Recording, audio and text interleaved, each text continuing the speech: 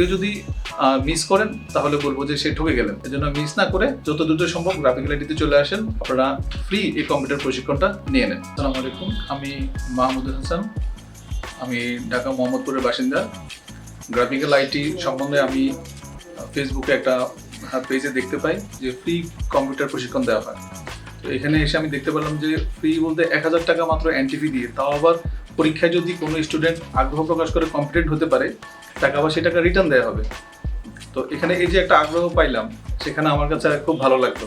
তো আমি বলবো যে আমি এখানে এসে কম্পিউটারের বেসিক অনেক জিনিস জানতে পারছি এবং ওনারা অত্যন্ত আন্তরিকতার সহিত আমাদেরকে শিখায়।